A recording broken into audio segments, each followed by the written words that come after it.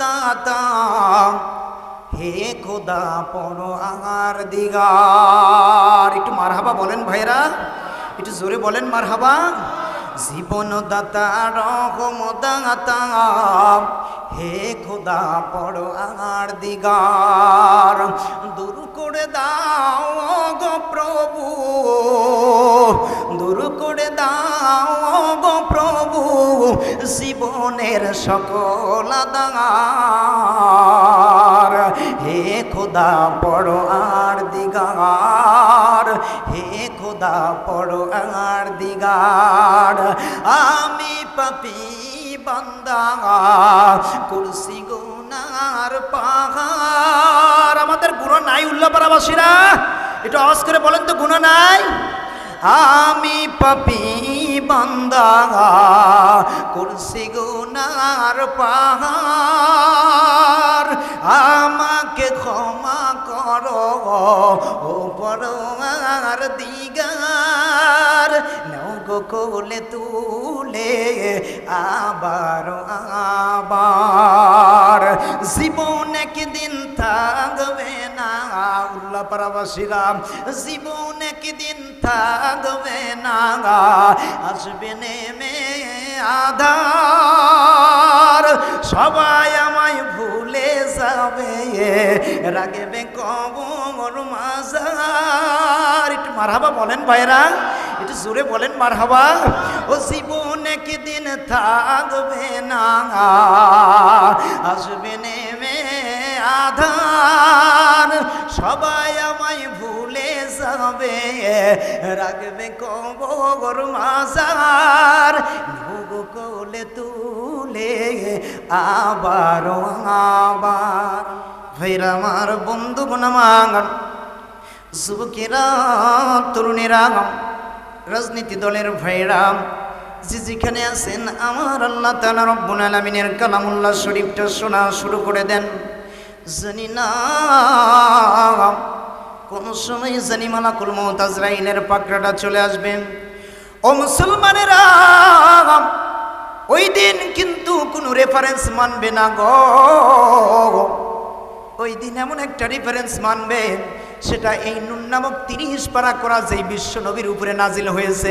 ওই নবী যদি ওই দিন যদি আপনার পাশে থাকে গো, আপনার ইহকালটা ধন্য হয়ে যাবে, পরকালটা ধন্য হয়ে যাবে। বলি সুবহানাল্লাহ। আমার মুসলমানেরা, একটি বাড়ির জন্য গভীর মনোযোগ দিয়ে দেন ও ভাইরা। বিশ্বনবী করিম সাল্লাল্লাহু আলাইহি সাল্লাম বলতেছেন, সাহাবীরা রে তোমরা শোনো, যেই ব্যক্তিটা প্রথম বেলা দিনের বেলা একটি কোরআনের তরজ শোনার জন্য, কোরআনের ব্যাখ্যা শোনার জন্য ঘর থেকে বেরিয়ে গেল গো, 500 রাকাত নফল নামাজ পড়লে যে সওয়াব আমার আল্লাহ তাআলা রব্বুল আলামিন তার চাইতে দ্বিগুণ সওয়াব ওই ব্যক্তির আমল নামায় দিয়ে দিল। বলি সুবহানাল্লাহ। ভাইরা আমার, বন্ধুগণ আমার, সারা রাত্রি বড় দাঁড়িয়ে দাঁড়িয়ে কিন্তু আমাদের 500 রাকাত নামাজ পড়া কিন্তু সম্ভব না। জোরে কোন কথা ঠিক কিনা? দিনের ভিতর 5 ওয়াক্ত নামাজ, এই 5 ওয়াক্ত নামাজেই কিন্তু আমরা ফার্স্ট ডিভিশনে কয়েকটা লিটার নিয়ে ফেল করি। সুতরাং ওই 500 রাকাত নামাজ, নফল নামাজ কিন্তু আমাদের দাঁড়িয়ে দাঁড়িয়ে পড়া সম্ভব না। কিন্তু এই যে কোরআনের মাহফিল, ওই যে রাসূল বললেন দিনের বেলা প্রাতঃবেলা একটি কোরআনের তরজ শোনার জন্য, কোরআনের ব্যাখ্যা শোনার জন্য, যেই ব্যক্তিটা ঘর থেকে বেরিয়ে গেল গো, 500 রাকাত নফল নামাজের লেখি আল্লাহ তাআলা 100% হিসেবে বান্দার আমল নামায় লিখে দিল। এটা দিনের বেলার কথা বলেছে ভাই। এই যে রাতের বেলা গো, আরামের ঘুমটাকে হারাম করে শীতকে উপস্থিত করে ও উল্লাপাড়াবাসীরা এই যে সুন্দর করে এসে বসে গেছেন, আপনারা বলেন তো দেখি, আমাদের আমল নামায় সওয়াব কম হবে না বেশি হবে? অবশ্যই বেশি হবে ভাইরা। কেমন করে বেশি হবে গো?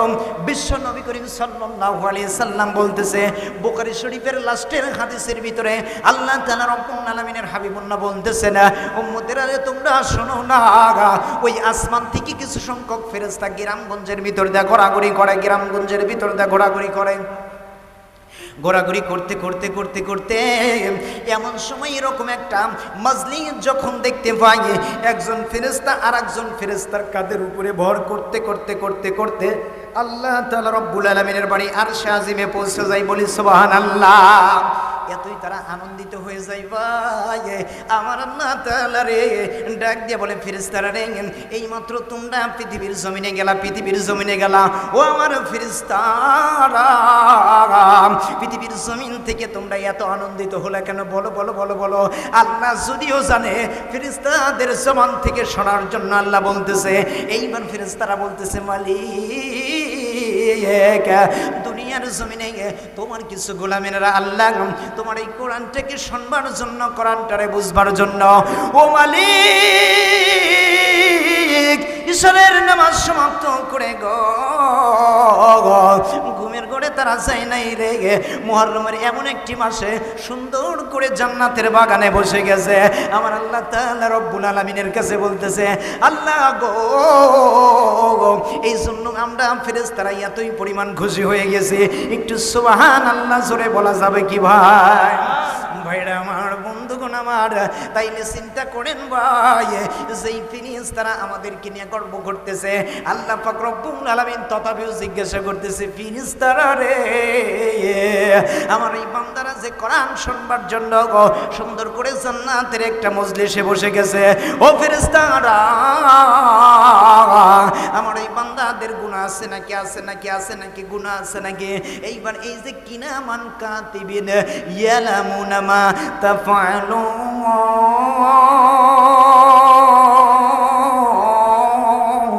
আল্লাহু আকবার। আল্লাহ জানিয়ে দিচ্ছেন ফেরেশতারা রে,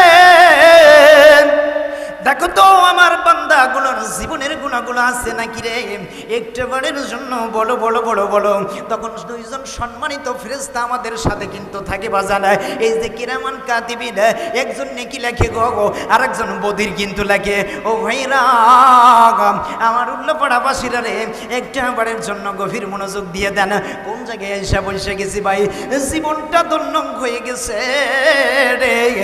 এই অবস্থায় কোনো মানুষ যদি মৃত্যুবরণ করে, খোদার কসম করে বলতেছি, ওই মানুষটার তদগিরের সাথে সাথে আল্লাহ তাআলা রব্বুল আলামিন জান্নাতের একটা সার্টিফিকেট বসিয়ে দিবে, বলি সুবহানাল্লাহ। ও মরিলে কান্দিস না রে আমার দাদাই সন্তান গো,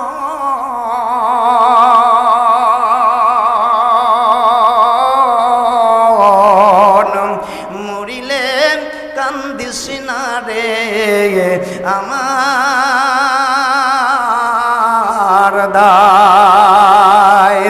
মরণকালে শিওরে বসেন পড়বির কোরআন, শেষ বিদায়টা দিবি আমায় সূরার রহমান রে, সন্তান গো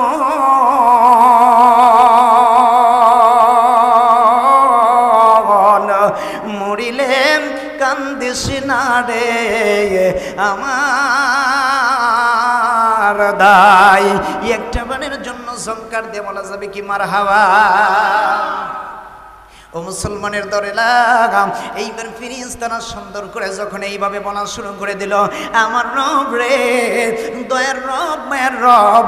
এমন সময় দুইজন ফেরেশতা যখন বলা শুরু করে, আয় আল্লাহ তাআলা, এখন তোমার বান্দার এতগুলো নেকি হয়ে গেছে, এতগুলো বদির হয়ে গেছে, রব্বুল আলামিন, এখন কি করব, কি করব, কি করব, কি করব? আমার আল্লাহ তাআলা বলে, ফেরেশতারা রে, যারা আমার কোরআন শুনবার জন্য এসে সুন্দর করে জান্নাতের বাগানে বসে গেল, ফেরেশতারা তাদের জন্য একটা সুন্দর পুরস্কার দিয়ে দাও, তাদের তামাম জিন্দেগির গুনাহগুলো মাফ করে দাও। ভাইরা আমার, বন্ধুগণ আমার, এখন কাদের জীবনের গুনাহগুলো মাফ হবে গো? আসুন একটু কোরআন শুনে আল্লাহ পাক রব্বুল আলামিন বলতেছে, হাবিবুল্লাহ আপনি শোনেন, তাদের জীবনের গুনাহগুলো এখন মাফ হবে। কাদের জীবনের গুনাহগুলো মাফ হবে? কোরআনকে যদি জিজ্ঞাসা করি, কোরআন বলো বলো বলো রে, কাদের জীবনের গুনাহগুলো মাফ হয়ে যাবে? কাদের জীবনের গুনাহগুলো মাফ হয়ে যাবে? এই উল্লাপাড়াবাসীরা কোরআনের সঙ্গে সঙ্গে জবাব দিয়ে দিচ্ছে, ইন্নামাল মুমিনুনা আল্লাযীনা ইযা যুকিরাল্লাহু ওয়াজিলাত কুলুবুহুম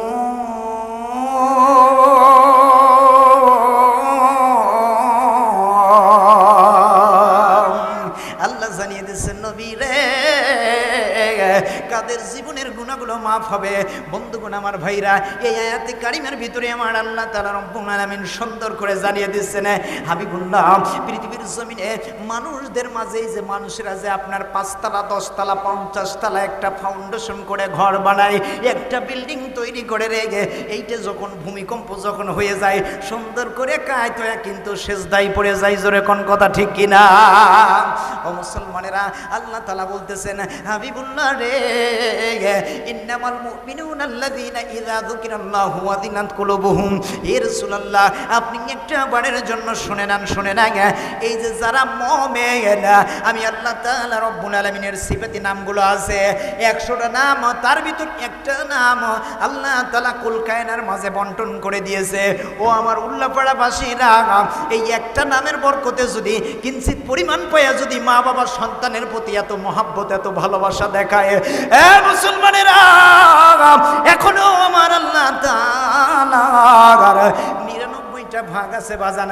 আল্লাহ তাআলা রব্বুল আলামিন বলতেছে, হাবিব এই নামগুলো সিফাতি নামগুলো যদি কোনো মানুষের সামনে যদি নেওয়া হয়, ওই মানুষটা যদি মুমিন হয়ে থাকে, ওই মানুষটার অন্তরের ভিতরে এমন একটা ধাক্কা মারবে গো, কলবের ভিতরে এমন একটা ধাক্কা মেরে দিবে, এক ধাক্কাই বুঝে নিবে আল্লাহকে ভয় করতে হবে, আল্লাহকে ভয় করতে হবে। পৃথিবীর জমিনে কোনো আতি নেতা, কোনো পাতি নেতা, কোনো সাতিল নেতা, কোনো বাতিল পন্থীদের ভয় করা যাবে না। জোরে কোন ঠিক কিনা?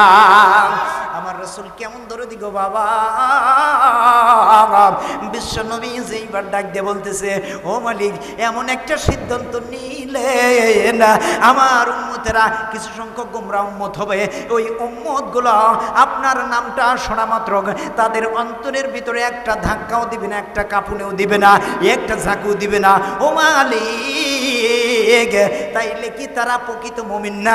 তাইলে কি তাদের জীবনের গুনাহগুলো মাফ হবে না? ও মুসলমানেরা, এইবার বিশ্ব নবী যখন কথাটা বলে রে, আমার আল্লাহ তাআলা রব্বুল আলামিন জানিয়ে দেয়, হাবিব আপনি পেরেশানি হবেন না, পেরেশানি হবেন না। যদি তাদের অন্তরের ভিতরে আমি আল্লাহ তাআলা রব্বুল আলামিনের সিফাতি নামগুলো শোনা মাত্র একটা যদি ঝাঁকুনি না দেয়, একটা যদি কাঁপুনি না দেয়, হাবিবি রে, তাদের যে গায়ের লোমগুলো আছে রে হাবিব, আমার নামটা শোনা মাত্র যদি তাদের এই লোমগুলো যদি খারাপ হয়ে যায়, ওইটাই হলো প্রকৃত মুমিন, এবং ওদের তামাম জিন্দিগির গুনাহগুলো আমি আল্লাহ মাফ করে দিলাম। বলি সুবহানাল্লাহ। ও মুসলমানেরা, তাইলে এখন চিন্তা করে দেখেন ভাই, আল্লাহ তাআলা রব্বুল আলামিন সুন্দর করে দেখেন, এই পৃথিবীর জমিনে আমাদেরকে পাঠাইছেন একটাই উদ্দেশ্য না, সেটা হলো ইবাদত। ইবাদত ইবাদত দুই প্রকারের ইবাদত আছে বাজান, একটা হলো ইবাদতের রহমানি, আর একটা কিন্তু ইবাদতের শয়তানি। জোরে কোন কথা ঠিক কিনা? একটা হলো ইয়াজিদি মুসলমান, একটা হলো হোসাইনি মুসলমান। আছে না নাই বলেন তো দেখি? আল্লাহ পাক রব্বুল আলামিন কোরআনুল কিতাবুল্লাহর মাঝে সুন্দর করে জানিয়ে দিচ্ছেন, ওয়া মাই ইয়ামাল মিসকালা যাররাতিন শাররাইয়া। একটু সুবহানাল্লাহ বলেন। আল্লাহ পাক রব্বুল আলামিন জানিয়ে দিচ্ছেন, হাবিব আপনি আপনার উম্মতগুলোকে আমার গোলামগুলোকে জানিয়ে দেন, কোনো বান্দা যদি কিঞ্চিত পরিমাণ যদি একটা নেকির কাজ করে ওই নেকির কাজটা সুন্দর করে, এই যে আপনারা দেখতে পারতেছেন ক্যামেরাগুলো, সুন্দর করে আমি কি করতেছি না করতেছি, কেমন করতেছি না করতেছি, এইটা কিন্তু পরবর্তীবার দেখা যাবে। জোরে কোন কথা ঠিক কিনা? ও মুসলমানের দল রে, আল্লাহ পাক রব্বুল আলামিন জানিয়ে দিচ্ছে, কিয়ামতের ময়দানে এমন একটা পরিস্থিতি হয়ে যাবে, মায়ের মতো রে, বাবার মতো ভালোবাসার মানুষগুলো যখন চিনবে না, ঠিক সেই সময় এমন একটা অবস্থা হয়ে যাবে, সকল মানুষগুলো নাফসি নাফসি নাফসি নাফসি বলা শুরু হয়ে যাবে। একটু সুবহানাল্লাহ বলেন। সেই দিন আল্লাহ তাআলা রব্বুল আলামিন জানিয়ে দিবেন, হাবিবুল্লাহ মানুষ যদি সেই দিন এক বিন্দু যদি নেকি করে থাকে, ওইটাও সেই সিসিটিভিতে দেখানো হবে। মানুষ যদি এক বিন্দু যদি বদির করে থাকে ওইটাও দেখানো হবে। একটু বলেন সুবহানাল্লাহ। এমনি হেলা হেলা মনে করেন না, খালি নামাজ পড়লাম, রোজা করলাম, হজ করলাম আর যাকাত দিলাম। রোজা রাখা কবু সোজা, যদি না হয় তোমার লাগাজ, ওই নামাজে লাভ নাই তোমার, হবে যে পরকালের কাজ। আল্লাহ বলে, বান্দারে তো গর গুনাহ সীমাহীন, মক্কা গেলে রক্ষা নাই তোর কিয়ামতের দিন, ও তুই দুজুকবাসী হইবি সেদিন। একটু মারহাবা বলেন ভাই, একটু জোরে বলেন মারহাবা। গলায় নিয়ে গজবের সাজ, ওই নামাজে হবে না তোর পরকালের কাজ। জোরে জোরে কোন কথা ঠিক কিনা? ও মুসলমানের দল রে, তাইলে চিন্তা করে দেখেন, আজকে নামাজ পড়ি, নামাজ দিয়ে জান্নাতের গ্যারান্টি নাই। আজকে রোজা করি, রোজা দিয়ে জান্নাতের গ্যারান্টি নাই। আজকে দেখা যায় হজ করি, হজের ভিতরে জান্নাতের গ্যারান্টি নাই। এরপরে জাকাত দিই, জাকাতের ভিতরে আপনার জান্নাতের গ্যারান্টি নাই। তাইলে জান্নাতের গ্যারান্টি কিসে পাবো? শোনা দরকার আছে না নাই? মুসলমান ভাইরা রে, একটা বারের জন্য গভীর মনোযোগটা দিয়ে দেন। আমি এদিক ওদিক আগাবো না, ছোট্ট একটা রেফারেন্স ঘটনা এখানে নিয়ে আসতেছি। নবীজির কলিজার টুকরা দুইজন হাসাইন এবং হুসাইন, এই এমন একটা মাস গো, এই মাসেই কিন্তু তেনারা শাহাদাতের পেয়ালা পান করেছে। এবং কেন তেনারা শাহাদাতের পেয়ালা পান করলো বাজান? আমার আপনার জন্য, এই গুনাহগার উম্মতদের জন্য। আমার বিশ্ব নবীর কলিজার টুকরা দুইটা নাতি দয়, কলিজার টুকরা দুইটা নাতি আমাদের জন্য, উম্মতের জন্য কিন্তু কুরবানি করেছে। বলি সুবহানাল্লাহ। ও মুসলমানেরা, একটু গভীর মনোযোগ দিয়ে দান। জাসলি শুধু সার মর্ম কথাগুলো আমি আপনাদের সম্মুখে তুলে ধরবো। ও বাজান, হুসাইন এমন একজন ছিলেন বাজান, হাসাইনের ঘটনাটা সবাই বলেন। আমি শুধু এখান থেকে শুধু শিক্ষা নেবার জন্য, এই একটা মাসে যদি কোনো মানুষ যদি দুইটি কাজ যদি করতে পারে, ওই মানুষটা বিনি হিসেবে তো জান্নাতে যাবে। এবং হাসাইন হুসাইন বিশ্ব নবীজি যেই জান্নাতের মাঝে অবস্থান করবে, আমার রব্বুল আলামিন ওই বান্দাটাকে একই জান্নাতের মাঝে অবস্থান করাবে। বলি সুবহানাল্লাহ। ভাইরা আমার, বন্ধুগণ আমার, চক্রান্ত হয়ে গেল। এজিদের চক্রান্ত কিন্তু বড় চক্রান্ত। এই জন্য মাঝে মাঝে বলে থাকি, এক গ্রুপ হলো হুসাইনি গ্রুপ, আর এক গ্রুপ হলো এজিদি গ্রুপ। আছে না নাই বলেন তো দেখি? এক গ্রুপের সামনে যদি কোরআন হাদিস নিয়ে যদি মতভেদ যদি করা যায়, ওদের চুলকানি আছে না নাই বলেন তো দেখি? কোরআনের কথাগুলো বললে পরে এদের গায়ে লাগে, গায়ে লাগে, গায়ে লাগে। এরা হলো নামদারিত মুসলমান এবং এজিদের গোষ্ঠী, আবু জেহেলের লাতিপুতি। জোরে কোন কথা ঠিক কিনা? আর যারা কোরআনের জন্য জীবনটা দিয়ে দিবে, শাহাদাতের পেয়ালাটা যারা পান করবে, রক্তকে রক্ত মনে করবে না, তারা বলবে ইন্নাল্লাহ হাসতারা মিনাল মুমিনিনা ওয়া আনফুসাহুম ওয়া আমওয়ালাহুম বিআন্না লাহুমুল জান্নাত। তাদের জান এবং মালগুলো ইসলামের জন্য, আমার আল্লাহ তাআলা রব্বুল আলামিনের জান্নাতের জন্য তারা ক্রয় করে নিয়েছে। বলি সুবহানাল্লাহ। ভাইরা আমার, বন্ধুগণ, হুসাইনকে তো শেষ করে দিল, এখন হাসাইনকে কেমন করে শেষ করবে বাজানা? ও মুসলমান রে, কুফা নগর থেকে মদিনার মাঝে এত সংখ্যকভাবে খালি চিঠিগুলো পাঠাইতে থাকে, চিঠিগুলো পাঠাইতে থাকে। ও বাজান, 30 থেকে 40 হাজার চিঠি পাঠাইছে। কয় হাজার চিঠি? একটু কথা বলেন, আমার ওয়াজ আপনারা বুঝতেছেন তো? কয় হাজার চিঠি পাঠাইছে? 30 থেকে 40 হাজার চিঠি পাঠাইছে বাজান। হুসাইনকে কুফায় নিয়ে আসবে রে, হুসাইনকে কুফায় নিয়ে আসলেই তো অবস্থাটা খারাপ করতে পারে। তাহলে এজিদের কাছে আপনার ওই ক্ষমতার ভাতটা, ক্ষমতার মর্মটা চলে আসবে। ও মুসলমান, চিন্তা করে দেখেন, আজও পর্যন্ত সেই ষড়যন্ত্র আছে না নাই বলেন তো ভাই? অবশ্যই কিন্তু আজও পর্যন্ত সেই ষড়যন্ত্রটা আছে। আজও পর্যন্ত ইয়েজিদি গোষ্ঠীর দল এখন পৃথিবীর জমিনে আছে। তারা দেখায় আমরা বড় সুন্নি, আমরা নামাজ পড়ি, রোজা করি, হজ করি, যাকাত দেই, এরপরে ভালো ভালো কাজের এক্সাম্পল দেই। আছে না নাই বলেন তো দেখি? মুসলমানেরা, বলতেছিলাম 40 হাজার চিঠি পাঠাইছে বাজান। দেখেন একজন মানুষ ছিল রে, এই মানুষটা হুসাইনকে কেমন মহাব্বত করেছে, কেমন ভালোবেসেছে বাজান।